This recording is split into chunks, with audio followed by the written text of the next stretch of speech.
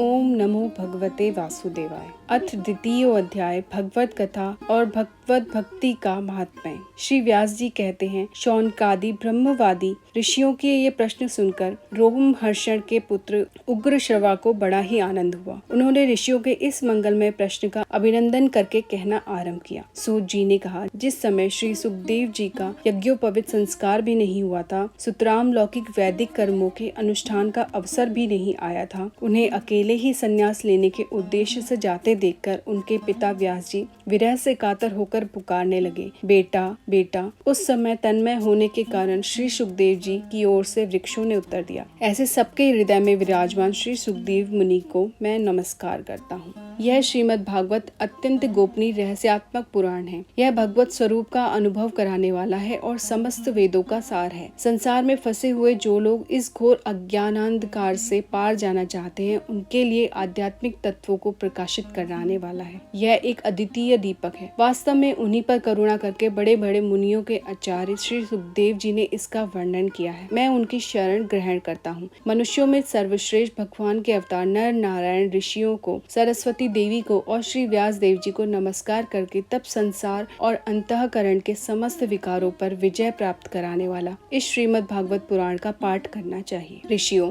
आपने संपूर्ण विश्व के कल्याण के लिए यह बहुत सुंदर प्रश्न किया है, क्योंकि यह प्रश्न श्री कृष्ण के संबंध में है और इससे भलीभांति आत्मशुद्धि हो जाती है। मनुष्यों के लिए सर्वश्रेष्ठ धर्म वही है जिससे भगवान श्री कृष्ण में भक्ति हो। भक्ति भी ऐसी जिसमें किसी प्रकार की कामना न हो और जो नित्य निरंतर बनी रहे। ऐसी भक्ति से हृदय आनंद स्वरूप परमात्मा की उपलब्धि करके कृतकृत्य हो जाता है। भगवान श्री कृष्ण में भक्ति होते ही अनन्य प्रेम से उनमें चित्त जोड़ते ही निष्काम ज्ञान और वैराग्य का आविर्भाव हो जाता है। धर्म का ठीक ठीक अनुष्ठान करने पर भी यदि मनुष्य के हृदय में भगवान की लीला कथाओं के प्रति अनुराग का उदय न हो, तो वह निरा श्रम ही श्रम है। धर्म का फल है मोक्ष। उसकी सार्थकता अर्थ प्राप्ति में नहीं है। अर्थ केवल धर्म के लिए है। भोग विलास उसका फल नहीं माना गया है। भोग विलास का फल इंद्रियों को तृप्त करना नहीं है। उसका प्रयोजन है केवल जीवन निर्वाह। जीवन का फल भी तत्व जिज्ञासा है।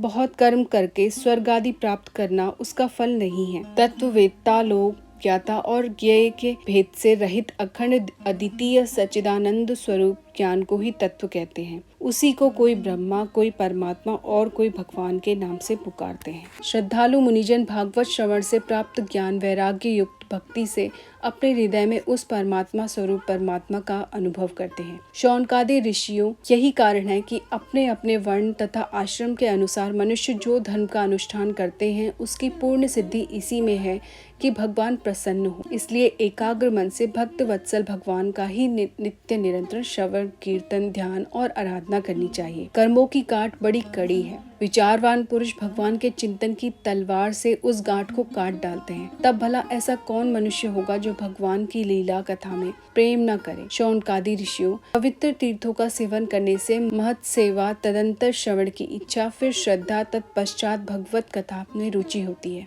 भगवान श्री कृष्ण के यश का श्रवण और कीर्तन दोनों पवित्र करने वाले हैं। वे अपनी कथा सुनने वालों के हृदय में आकर स्थित हो जाते हैं और उनकी अशुभ वासनाओं को नष्ट कर देते हैं, क्योंकि वे संतों के नित्य सुहृद हैं। जब श्रीमद् भागवत अथवा भगवत भक्तों के निरंतर सेवन से अशुभ वासनाएं नष्ट हो जाती हैं, तब पवित्र कीर्ति भगवान श्री कृष्ण के प्रति स्थायी प्रेम की प्राप्ति होती है। तब रजोगुण और तमोगुण के भाव, काम और लोभादि शांत हो जाते हैं और चित्त इनसे रहित होकर सत्व गुण में स्थित एवं निर्मल हो जाता है। इस प्रकार भगवान की प्रेममय भक्ति से जब संसार की समस्त आसक्तियां मिट जाती है, हृदय आनंद से भर जाता है, तब भगवान के तत्व का अनुभव अपने आप हो जाता है। हृदय में आत्म स्वरूप भगवान का साक्षात्कार होते ही हृदय की ग्रंथि टूट जाती है, सारे संदेह मिट जाते हैं और कर्म बंधन क्षीण हो जाता है। इसी से बुद्धिमान लोग नित्य निरंतर बड़े आनंद से भगवान श्री कृष्ण के प्रति प्रेम भक्ति करते हैं, जिससे आत्म प्रसाद की प्राप्ति होती है। प्रकृति के 3 गुण हैं, सत्व, रज और तम। इनको स्वीकार करके इस संसार की स्थिति, उत्पत्ति और प्रलय के लिए एक आदित्य परमात्मा ही विष्णु, ब्रह्मा और रुद्र, ये 3 नाम ग्रहण करते हैं। फिर भी मनुष्य का परम कल्याण तो सत्व गुण स्वीकार करने वाले श्री हरि से होता है। जैसे पृथ्वी के विकार लकड़ी की अपेक्षा धुआं श्रेष्ठ है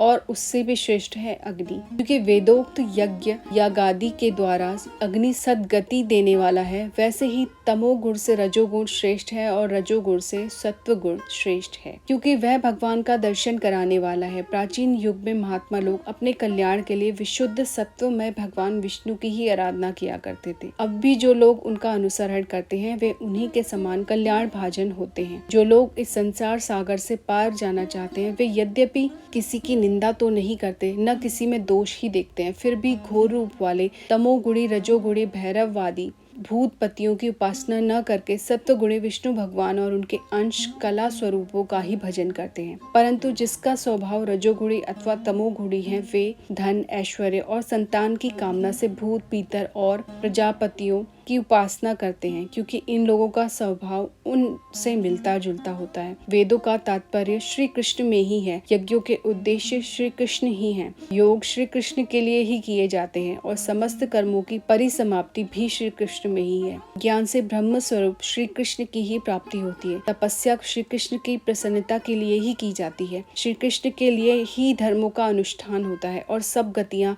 श्री कृष्ण में ही समा जाती हैं। यद्यपि भगवान श्री कृष्ण प्रकृति और उसके गुणों से अतीत हैं, फिर भी अपनी गुणमयी माया से जो प्रपंच की दृष्टि से है और तत्व की दृष्टि से नहीं है, उन्होंने ही सर्ग के आदि में इस संसार की रचना की थी। ये सत्व रज और तम तीनों गुण उसी माया के विलास हैं। इनके भीतर रहकर भगवान इनसे युक्त सरीखे मालूम पड़ते हैं। वास्तव में तो वे परिपूर्ण विज्ञानानंदघन हैं। अग्नि तो वस्तुतः एक ही है, परंतु जब वह अनेक प्रकार की लकड़ियों में प्रकट होती है तब अनेक सी मालूम होती है। वैसे ही सबके आत्मरूप भगवान तो एक ही हैं, परंतु प्राणियों की अनेकता से अनेक जैसे कि जान पड़ते हैं। भगवान ही सूक्ष्म भूत तन मात्रा इंद्रिय तथा अंतःकरण आदि गुणों के विकारभूत भावों के द्वारा नाना प्रकार की योनियों का निर्माण करते हैं और उनमें भिन्न भिन्न जीवों के रूप में प्रवेश करके उन योनियों के अनुरूप विषयों का उपभोग करते कराते हैं। यही संपूर्ण लोकों की रचना करते हैं और देवता पशु पक्षी मनुष्य आदि योनियों में लीला अवतार ग्रहण करके सत्व गुण के द्वारा जीवों का पालन पोषण करते हैं। इति श्रीमद् भागवते महापुराणे पारमहंस्यां संहितायां प्रथम स्कंदे नैमिषीयोपाख्याने तृतीयो अध्याय। हरे कृष्ण।